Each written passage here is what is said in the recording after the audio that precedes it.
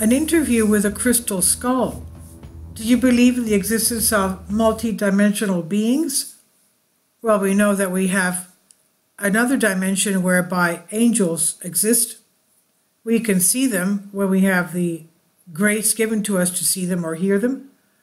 Have you heard of crystal skulls? Could these have life and indeed communicate telepathically with anyone who wishes to contact them? The crystal skulls are surrounded by a rather controversial legend, but they trigger strong emotions among researchers, scholars, archaeologists, and scientific community, spiritualists of New Age, and even, of course, Hollywood itself. However, as we learned from Robert Stewart at FD.com, many stories abound regarding the telepathic and healing powers of these skulls. In his book, The Mysteries of Crystal Skulls Revealed, author Joshua Shapiro explores claims of healings and intense psychic contacts with God from people who have been present with such skulls. We believe that crystal skulls are a form of computer that is able to record the energy and vibrations that occur around them. The skulls will pictorially repeat all the events or images of the people who come into contact with them. Hence, they contact the history of our world, he tells us at one point.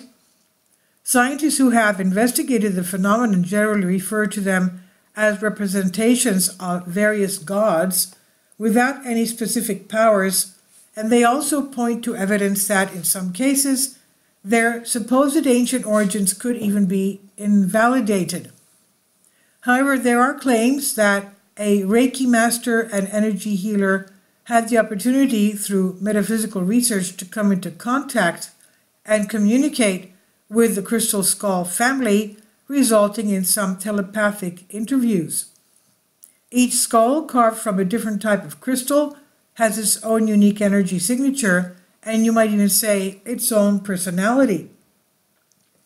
The interviews, as Robert Stewart explains, begins with the largest of the skulls, carved from dark fluorite. He was first asked who they were communicating with, and in a unanimous motion stated that to this end they would speak with one voice through Mo, M-O-E. Don't be afraid of the words that come from the skulls. We are galactic energy, they said. We are all who we are. We are the Brotherhood of Light. We are the consciousness of Christ. Think of us as guides to whatever higher power you can tune into, as we have found it to be the same God to whom all direct their steps, albeit all along different paths. We are of the highest order. It may not look like it, but we are, they claim, if you could believe that. Now, going on with the interview, what is your main purpose is the question. Answer, we're all watching. We are connected to the galactic forces that watch over and protect Earth. Are you connected to other star systems or civilizations? We are many universes. We bring experience from different universes. The interesting use of the word universe continued when asked if they were connected to the Pleiades or Sirius. We are pretty popular around the universe. Even our guardian here in this physical realm comes from the Dal universe, T-A-L. Note, according to Billy Mayer, our Darren universe is a two-egg twin, with the Dal universe being the slightly younger twin. There are an infinite number of universes that have been created, but have never written as for the Pleiades and Sirius. There are microcosms of your world. Our story, like so many others, differs from yours. We did not go to war. We built, we created. It was only here in the duality of this universe that we endured and survived many disasters. Many dark forces have tried to destroy us, but here we are, they claim. This is all reminiscent of something from Lisa Royal many years ago, who stated that the galactic history of our little part, this universe, began billions of years ago in the constellation Lyra. Then, many centuries ago, they spread to this galaxy in Sirius, the Pleiades, and the constellation of Orion. It was only after numerous civilizations that there were cataclysms, wars, and even ascensions, so that the different groups withdrew to the ends of the galaxy where our solar system is located, they explain. The question put to them, what is your mission? And the answer, the knowledge we possess spans many centuries. We bring the original higher energy vibration of antiquity. We hold information in vibration. We are here to heal on a small scale, a soul, one soul at a time. We are here to prepare for the energy of the shrines, capital S. There are 13 skulls of ancient but well-known origin. Still, there are many more. Some are already known, already found, others are hidden. As their guardians, their owners do not yet realize what they have in their hands. More will be revealed in due course, they said. More skulls. But not yet. There will be people who will be afraid. At first glance, you can't blame them, but as they get a chance to absorb our energies, things will change. At this point, the energy of another skull intervened. Her name is Halo. The crystal skull of this name is slightly smaller, crafted from rose quartz with a white halo atop it. Halo's healing energy is said to be the strongest in the group. Open your hearts. Let love move through you into all levels of your being, said Halo.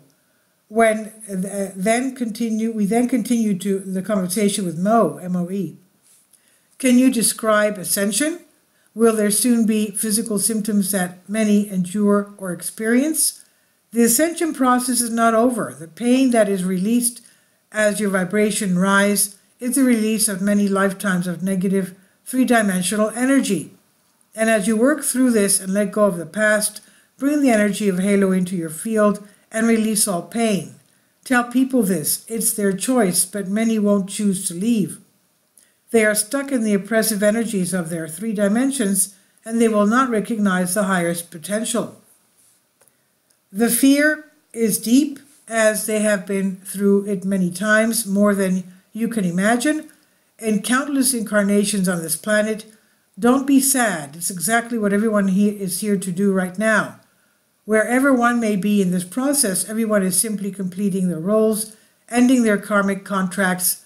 Our hope is to provide healing and teaching to help everyone understand that karma can be resolved and break the chain. Okay, that is totally anti-Christian. Christian dogma says we only have one life.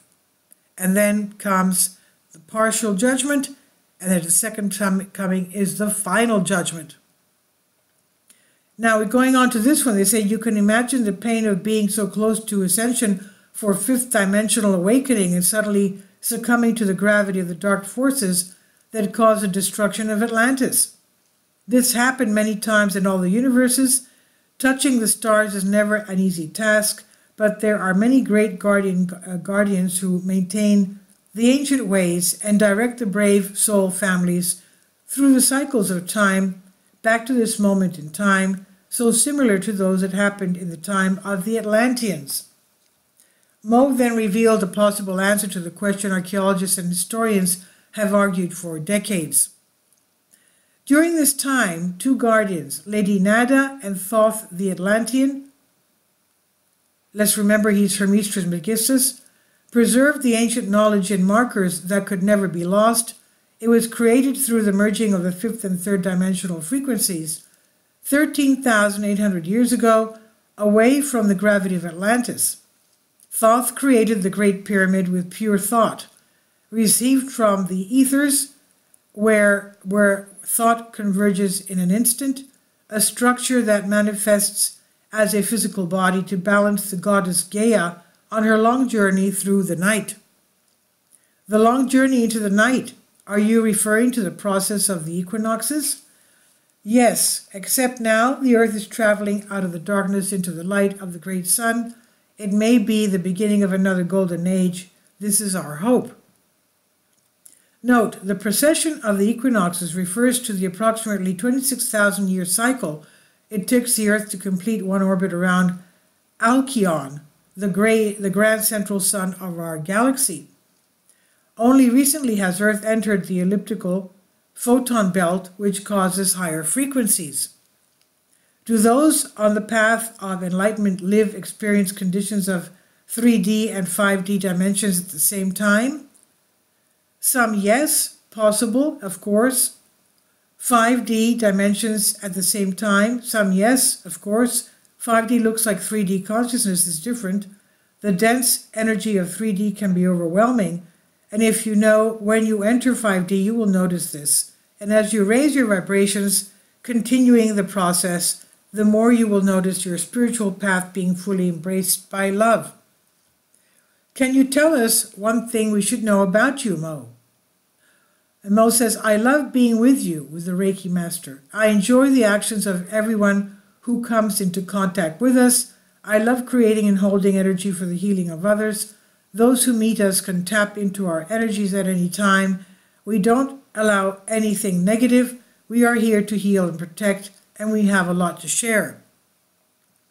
Mo's latest message gives the impression that this is all just the beginning. As we continue the journey, we may have more galactic knowledge, the secret of secrets, and the assistance of the ascending masters in the higher realm will speak with us, within us, and it is here around you always. That's it for now. Stay tuned for the next interview where you'll find out with more from Halo and the next crystal skull. This is from Robert Stewart, and I've translated this for you from a Greek article. Please leave your comments. Thank you for your support. Kindly support my Patreon account. The daily posts are 5 videos daily, and they are totally different from what I have on my YouTube channel. Thank you so much for your support and that you find all my content so interesting. You'll find the Patreon account details in the description box below.